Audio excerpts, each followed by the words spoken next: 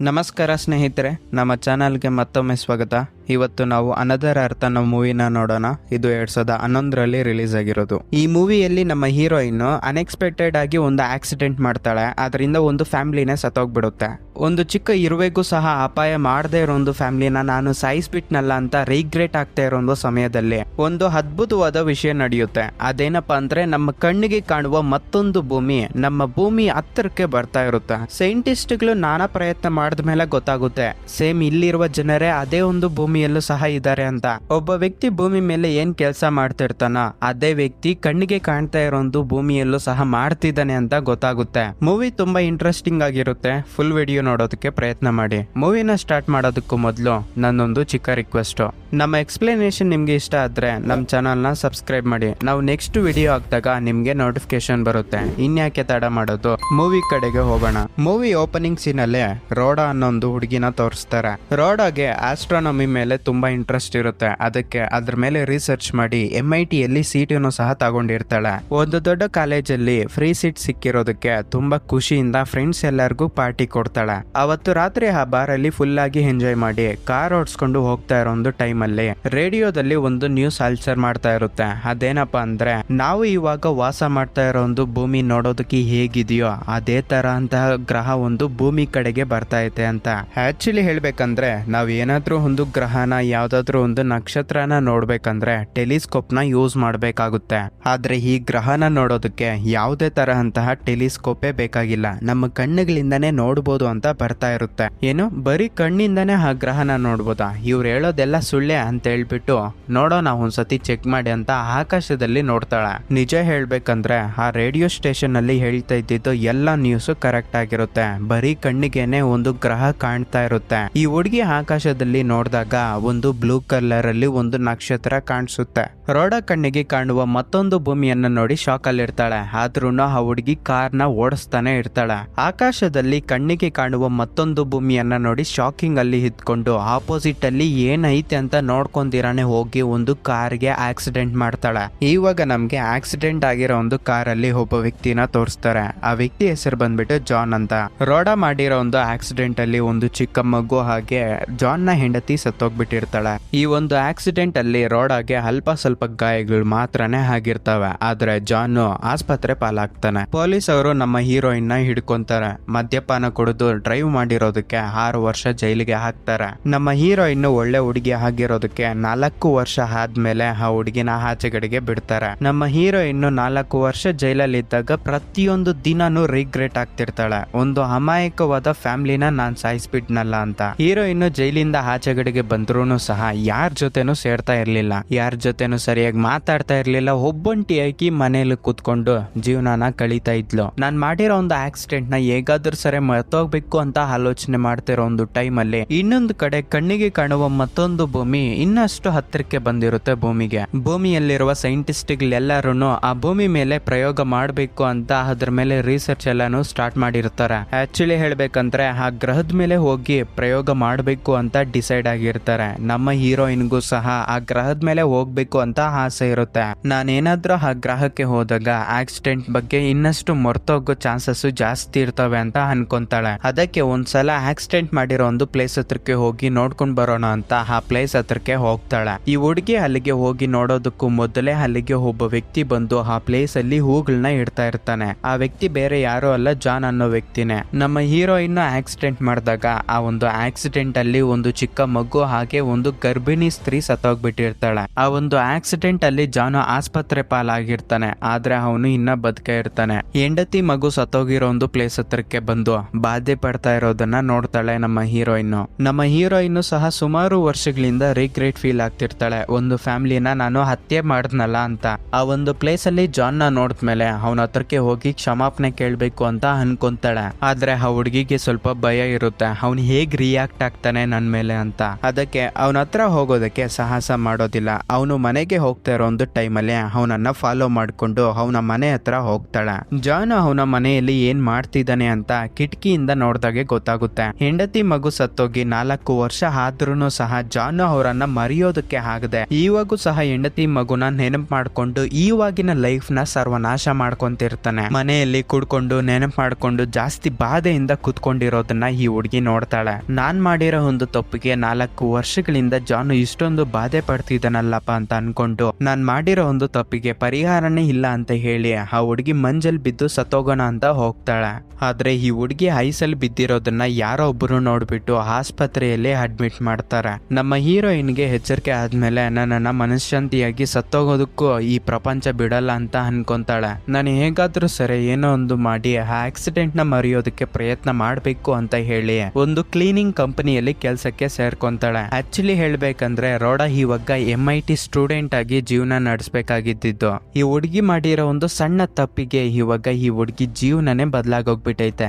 ಈ ಹುಡುಗಿ ಇವಾಗ ಇದ್ಯಾವ್ದು ತಲೆಗೆ ಹಾಕೊಂಡಿರ ನಾನು ಆ ಆಕ್ಸಿಡೆಂಟ್ ನ ಮರಿಬೇಕು ಅನ್ನೋ ಒಂದು ಉದ್ದೇಶದಿಂದ ಕ್ಲೀನಿಂಗ್ ಕಂಪನಿಯಲ್ಲಿ ಕೆಲಸ ಮಾಡ್ತಿರ್ತಾಳೆ. ಇನ್ನೊಂದು ಕಡೆ ಸೈಂಟಿಸ್ಟ್ಗಳು ಸಹ ಕಣ್ಣಿಗೆ ಕಾಣುವ ಮತ್ತೊಂದು ಭೂಮಿ ಹತ್ರ ಕಾನ್ವರ್ಸೇಷನ್ ನಡೆಸಬೇಕು ಅಂತ ಪ್ರಯತ್ನ ಮಾಡ್ತಿರ್ತಾರೆ. ಇದೇ ಒಂದು ಉದ್ದೇಶದಿಂದ ಕಣ್ಣಿಗೆ ಕಾಣುವ ಮತ್ತೊಂದು ಭೂಮಿ ನಡುವೆ ಕಾಂಟ್ಯಾಕ್ಟ್ ಆಗ್ಬೇಕು ಅಂತ ಜಾಸ್ತಿ ಪ್ರಯತ್ನಗಳೇ ಮಾಡ್ತಾರೆ. ಒಂದು ದಿನ ಆ ಒಂದು ಭೂಮಿ ಕಡೆಯಿಂದ ಕಾಂಟ್ಯಾಕ್ಟ್ ಬರುತ್ತೆ ಇವ್ರ ಹತ್ರ ಮಾತಾಡ್ಬೇಕು ಅಂತ. ಅದಕ್ಕೆ ನಮ್ಮ ಭೂಮಿ ಸೈಂಟಿಸ್ಟ್ಗಳು ಆ ಒಂದು ಭೂಮಿಯಲ್ಲಿ ವಾಸ ಮಾಡ್ತಾ ಇರೋ ಒಂದು ಪ್ರಜೆಗಳ ಹತ್ರ ಮಾತಾಡ್ತಿರೋವಾಗೆ ಒಂದು ಶಾಕಿಂಗ್ ನ್ಯೂಸ್ ಅನ್ನೋದು ಗೊತ್ತಾಗುತ್ತೆ. ಆಕ್ಚುಲಿ ಹೇಳ್ಬೇಕಂದ್ರೆ ನಮ್ಮ ಸೈಂಟಿಸ್ಟ್ಗಳು ಆ ಒಂದು ಭೂಮಿಯಲ್ಲಿರುವ ಜನಗಳ ಹತ್ರ ಮಾತಾಡ್ತಾ ಇರೋವಾಗೆ ಇವ್ರಿಗೆ ಗೊತ್ತಾಗುತ್ತೆ ನಮ್ಮ ಸೈಂಟಿಸ್ಟ್ಗಳು ಮಾತಾಡ್ತಾ ಇರೋದು ಅವ್ರ ಹತ್ರನೇ ಅಂತ. ಎಕ್ಸಾಕ್ಟ್ ಆಗಿ ನಮ್ಮ ಭೂಮಿ ಹೇಗಿರುತ್ತೋ ಹಾಗೆ ಇರೋ ಒಂದು ಗ್ರಹ ನಮ್ಮ ಭೂಮಿ ಕಡೆಗೆ ಬಂದಿರುತ್ತಲ್ವಾ, ಆ ಒಂದು ಗ್ರಹದಲ್ಲಿ ನಮ್ಮ ಭೂಮಿಯಲ್ಲಿರುವ ಪ್ರಜೆಗಳೇ ಇರ್ತಾರೆ. ಫಾರ್ ಎಕ್ಸಾಂಪಲ್ ನಮ್ಮ ಭೂಮಿಯಲ್ಲಿ ಕಿಚ್ಚ ಸುದೀಪ್ ಸರ್ ಇದ್ದಾರೆ ಅಂದ್ರೆ ಆ ಒಂದು ಗ್ರಹದಲ್ಲೂ ಸಹ ಕಿಚ್ಚ ಸುದೀಪ್ ಸರ್ ಇದ್ದಾರೆ.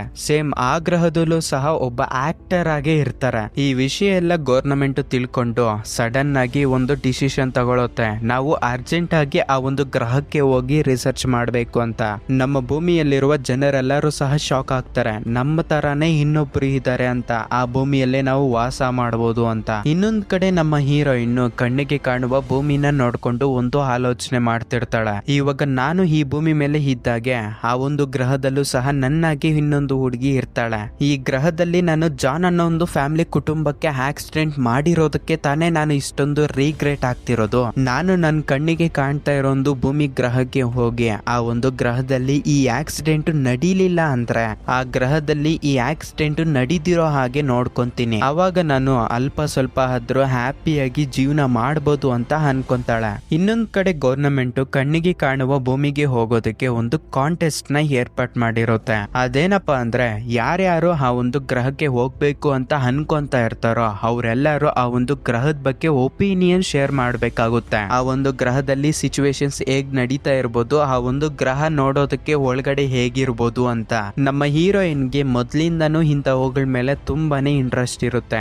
ಆ ಹುಡುಗಿ ಒಂದು ಒಪಿನಿಯನ್ ಶೇರ್ ಮಾಡ್ತಾಳೆ. ನಮ್ಮ ಹೀರೋಯಿನ್ ಆ ಒಂದು ಒಪಿನಿಯನ್ ನ ಶೇರ್ ಮಾಡಿದ್ಮೇಲೆ ಒಂದು ಡಿಸೈಡ್ ಆಗ್ತಾಳೆ, ನಾನು ಈ ಒಂದು ಭೂಮಿನ ಬಿಟ್ಟು ಆ ಒಂದು ಭೂಮಿಗೆ ಹೋಗೋದಕ್ಕೂ ಮೊದಲು ಜಾನ್ ಹತ್ರ ಹೋಗಿ ನಾನ್ ಮಾಡಿರೋ ಒಂದು ಆಕ್ಸಿಡೆಂಟ್ ನ ಅವನ ಹತ್ರ ಹೇಳಿ ನಾನು ಕ್ಷಮಾಪಣೆ ಕೇಳಬೇಕು ಅಂತ ಡಿಸೈಡ್ ಆಗ್ತಾಳೆ. ಅದರ ಪ್ರಕಾರನೇ ನೆಕ್ಸ್ಟ್ ಡೇ ಜಾನ್ ಮನೆ ಹತ್ರ ಬರ್ತಾಳೆ. ಆ ಹುಡುಗಿ ಮಾಡಿರೋ ಒಂದು ತಪ್ಪು ಜಾನ್ಗೆ ಹೇಳಿದಾಗ ಸ್ವಲ್ಪ ಆದ್ರೂ ಆ ಹುಡುಗಿ ಪಡ್ತಾ ಇರೋ ಒಂದು ಬಾಧೆ ಕಡಿಮೆ ಆಗುತ್ತೆ ಅಂತ ಇಲ್ಲಿಗೆ ಬಂದಿರ್ತಾಳೆ. ಜಾನ್ ಮನೆ ಹತ್ರ ಬಂದು ಜಾನ್ ಮನೆ ಡೋರ್ ನ ನಾಕ್ ಮಾಡ್ತಾಳೆ. ಜಾನ್ ಆ ಹುಡುಗಿ ಹತ್ರಕ್ಕೆ ಬಂದು ಡೋರ್ ನ ಓಪನ್ ಮಾಡೋದಷ್ಟಿಗೆ ಈ ಹುಡುಗಿ ಏನ್ ಹೇಳ್ಬೇಕು ಅಂತ ಅನ್ಕೊಂಡಿರ್ತಾಳೋ ಅದನ್ನ ಮರ್ತೋಗ್ಬಿಟ್ಟಿರ್ತಾಳೆ ಭಯಕ್ಕೆ. ಸರ್, ನಾನೊಂದು ಕ್ಲೀನಿಂಗ್ ಕಂಪನಿಯಿಂದ ಬರ್ತಾ ಇದ್ದೀನಿ. ನಮ್ ಕಂಪನಿ 1 ಡೇ ಫ್ರೀ ಸರ್ವಿಸ್ ಕೊಡ್ತಾ ಐತೆ. ನಿಮ್ಗೇನಾದ್ರೂ ಇಷ್ಟ ಇದ್ರೆ ನಿಮ್ಮ ಮನೆನ ನಾನು ಕ್ಲೀನ್ ಮಾಡ್ಕೊಡ್ತೀನಿ ಅಂತ ಹೇಳ್ತಾಳೆ.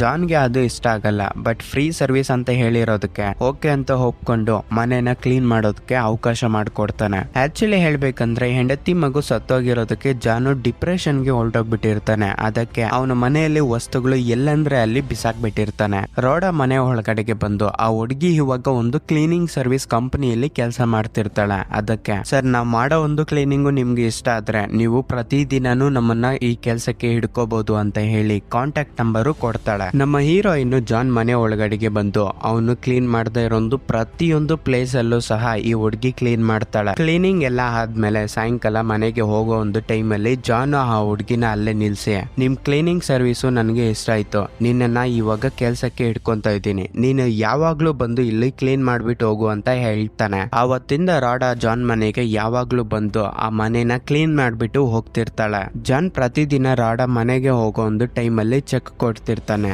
ಆದ್ರೆ ನಮ್ಮ ಹೀರೋಯಿನ್ ಅವ್ನ್ ಕೊಟ್ಟಿರೋ ಒಂದು ಚೆಕ್ ನ ಒಂದು ದಿನಾನೂ ಸಹ ಕ್ಯಾಶ್ ಆಗಿ ಕನ್ವರ್ಟ್ ಮಾಡಿರೋದಿಲ್ಲ. ನಮ್ಮ ಹೀರೋಯಿನ್ ಮಾಡಿರೋ ಒಂದು ತಪ್ಪಿಗೆ ಇದೇ ಪರಿಹಾರ ಅಂತ ಅನ್ಕೊಂಡು ಪ್ರತಿ ದಿನಾನು ಬಂದು ಅವನ್ ಮನೆಯಲ್ಲಿ ಕ್ಲೀನಿಂಗ್ ಮಾಡ್ಕೊಟ್ಟು ಹೋಗ್ತಾ ಇರ್ತಾಳೆ. ಹೀಗೆ ಸ್ವಲ್ಪ ದಿನಗಳು ಕಳೀತವೆ. ಜಾನ್ ರಾಡಾ ಜೊತೆ ಫ್ರೆಂಡ್ಲಿಯಾಗಿ ಮೂವ್ ಆಗೋದಕ್ಕೆ ಸ್ಟಾರ್ಟ್ ಮಾಡ್ತಾನೆ. ಜಾನ್ ಯಾವಾಗ್ಲೂ ಡಿಪ್ರೆಷನ್ ಅಲ್ಲಿ ಜೀವನನ ಕಳೀತಿರ್ತಾನೆ. ಆದ್ರೆ ಈ ಹುಡುಗಿ ಬಂದ್ಮೇಲೆ ಆ ಹುಡುಗಿ ಜೊತೆ ಆಟ ಆಡ್ಕೊಂಡು ಗೇಮ್ಸ್ ಆಡ್ಕೊಂಡು ಹೀಗೆ ಜೀವನ ನಡೆಯೋದು ಸ್ಟಾರ್ಟ್ ಆಗುತ್ತೆ. ಇನ್ನೊಂದ್ ಕಡೆ ನಮ್ಮ ಹೀರೋಯಿನ್ ಸಹ ಅವನ್ ಜೊತೆ ಫ್ರೆಂಡ್ಲಿ ಆಗಿ ಮೂವ್ ಆಗೋದಕ್ಕೆ ಸ್ಟಾರ್ಟ್ ಮಾಡ್ತಾಳೆ. ರಾಡಾ ಜಾನ್ ಮನೆಯಲ್ಲಿ ಕೆಲಸ ಮಾಡ್ತಿರೋ ಒಂದು ಸಮಯದಲ್ಲಿ ಆ ಹುಡುಗಿ ಮಾಡಿರೋ ಒಂದು ತಪ್ಪನ ಸ್ವಲ್ಪನೇ ಮರೆಯೋದಕ್ಕೆ ಸ್ಟಾರ್ಟ್ ಮಾಡ್ತಾಳೆ. ಹೀಗೆ ಸ್ವಲ್ಪ ದಿನಗಳು ಕಳೀತವೆ. ಒಂದು ದಿನ ರಾಡಾ ಅವನ ಮನೆಯಲ್ಲಿ ಎಲ್ಲಾ ಬಟ್ಟೆಗಳು ಕ್ಲೀನ್ ಮಾಡ್ತಾ ಇರೋ ಒಂದು ಸಮಯದಲ್ಲಿ ಒಂದು ಸ್ವೆಟರ್ ನ ಕ್ಲೀನ್ ಮಾಡ್ತಾಳೆ. ಆ ಸ್ವೆಟರ್ ನ ಕ್ಲೀನ್ ಮಾಡಿರೋದಕ್ಕೆ ಜಾನ್ಗೆ ತುಂಬಾನೇ ಕೋಪ ಬರುತ್ತೆ. ಯಾಕಪ್ಪ ಅಂದ್ರೆ ಆ ಸ್ವೆಟರ್ ಸತ್ತೋಗಿರೋ ವೈಫ್ ದಾಗಿರುತ್ತೆ. ಆಕ್ಚುಲಿ ಹೇಳ್ಬೇಕಂದ್ರೆ ಅವರ ವೈಫ್ ಸತ್ತೋಗ್ತಾ ಇರೋ ಒಂದು ಟೈಮ್ ಅಲ್ಲಿ ಇದೇ ಸ್ವೆಟರ್ ಹಾಕೊಂಡು ಸತ್ತೋಗ್ಬಿಟ್ಟಿರ್ತಾಳೆ.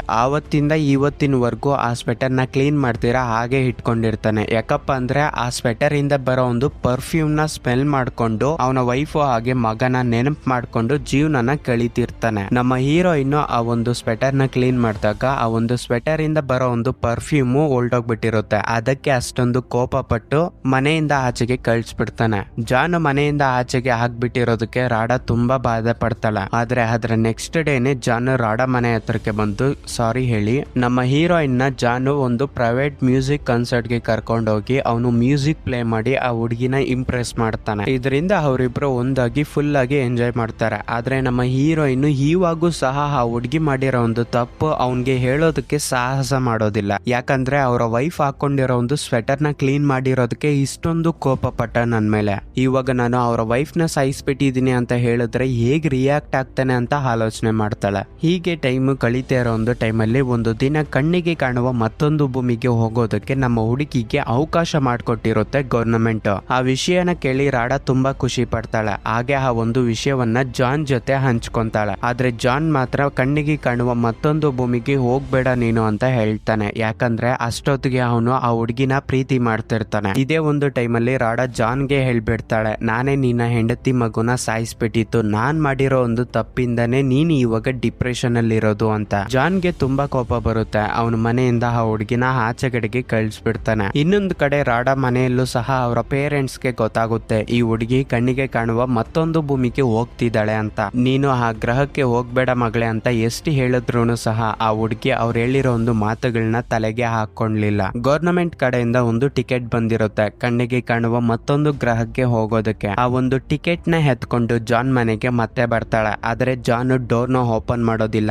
ಹೇಗಾದ್ರೂ ಸರಿ ಅವನ ಹತ್ರ ಮಾತಾಡ್ಬೇಕು ಅಂತ ಹೇಳಿ ಅವನ ಮನೆ ಕಿಟಕಿಯಿಂದ ಒಳಗಡೆಗೆ ಹೋಗ್ತಾಳೆ. ಜಾನು ಈ ಹುಡುಗಿ ಮೇಲೆ ತುಂಬಾ ಕೋಪದಿಂದ ಇರ್ತಾನೆ. ಅದಕ್ಕೆ ಈ ಹುಡುಗಿನ ಅಟ್ಯಾಕ್ ಮಾಡಿ ಸಾಯಿಸ್ಬಿಡ್ಬೇಕು ಅಂತ ಬರ್ತಾನೆ. ಆದ್ರೆ ಅವನು ಸಾಯಿಸೋದಕ್ಕೆ ಅವನ ಕೈಯಲ್ಲಿ ಆಗ್ಲಿಲ್ಲ. ಯಾಕಂದ್ರೆ ಇವಾಗ ಜಾನು ಈ ಹುಡುಗಿನ ಪ್ರೀತಿ ಮಾಡ್ತಿರ್ತಾನೆ. ಆದ್ರೆ ನಮ್ಮ ಹೀರೋಯಿನ್ ಇಲ್ಲಿಗೆ ಬರೋದಕ್ಕೆ ಕಾರಣ ಏನಪ್ಪಾ ಅಂದ್ರೆ ಆ ಹುಡುಗಿ ಹತ್ರ ಒಂದು ಟಿಕೆಟ್ ಇರುತ್ತಲ್ವಾ, ಆ ಟಿಕೆಟ್ ನ ಇಲ್ಲೇ ಬಿಟ್ಟು ನೀನೇ ಹೋಗು ಆ ಗ್ರಹಕ್ಕೆ, ಆ ಗ್ರಹದಲ್ಲಿ ನಿನ್ನ ಹೆಂಡತಿ ಮಗು ಬದುಕಿರ್ಬೋದು, ನೀನು ಸಂತೋಷವಾಗಿದ್ರೆ ಸಾಕು ಅಂತ ಹೇಳಿ ಆ ಹುಡುಗಿ ಅಲ್ಲಿಂದ ಹೊರಟೋಗ್ಬಿಡ್ತಾಳೆ. ಹೀಗೆ ಸ್ವಲ್ಪ ದಿನಗಳು ಕಳೀತವೆ. ರಾಡಾ ಮಾತ್ರ ಕ್ಲೀನಿಂಗ್ ಕಂಪನಿಯಲ್ಲಿ ಕೆಲಸ ಮಾಡ್ಕೊಂಡೆ ಜೀವನವನ್ನ ಕಳೀತಾ ಇರ್ತಾಳೆ. ಒಂದು ದಿನ ಜಾನ್ ಟಿವಿಯಲ್ಲಿ ಮಾತಾಡ್ತಿರ್ತಾನೆ, ನಾನು ಕಣ್ಣಿಗೆ ಕಾಣೋ ಒಂದು ಭೂಮಿಗೆ ಹೋಗ್ತಾ ಇದ್ದೀನಿ ಅಂತ. ಅದನ್ನ ನೋಡಿ ತುಂಬಾ ಖುಷಿ ಪಡ್ತಾಳೆ ರಾಡಾ. ಜಾನ್ ನ ಟಿವಿಯಲ್ಲಿ ನೋಡಿ ತುಂಬಾ ಖುಷಿ ಪಟ್ಕೊಂಡು ಮನೆಗೆ ಹೋಗ್ತಾ ಇರೋ ಒಂದು ಟೈಮಲ್ಲಿ ಆ ಹುಡುಗಿನ ಯಾರೋ ಫಾಲೋ ಮಾಡ್ತಿದ್ದಂಗೆ ಆ ಹುಡುಗಿಗೆ ಅನ್ಸುತ್ತೆ, ಯಾರಪ್ಪ ನನಗೆ ಗೊತ್ತಾಗ್ತೀರಾ ನನ್ನನ್ನ ಫಾಲೋ ಮಾಡ್ತಿರೋದು ಅಂತ ಹಿಂದಕ್ಕೆ ತಿರುಗ್ತಾಳೆ. ಇಲ್ಲಿ ಒಂದು ಶಾಕಿಂಗ್ ಸಿಚುವೇಶನ್ ಅನ್ನೋದು ನಡೆಯುತ್ತೆ. ಅದೇನಪ್ಪಾ ಅಂದ್ರೆ ಆ ಹುಡುಗಿನ ಫಾಲೋ ಮಾಡ್ಕೊಂಡು ಬರ್ತಾ ಇರೋದು ಆ ಹುಡುಗಿನೇ.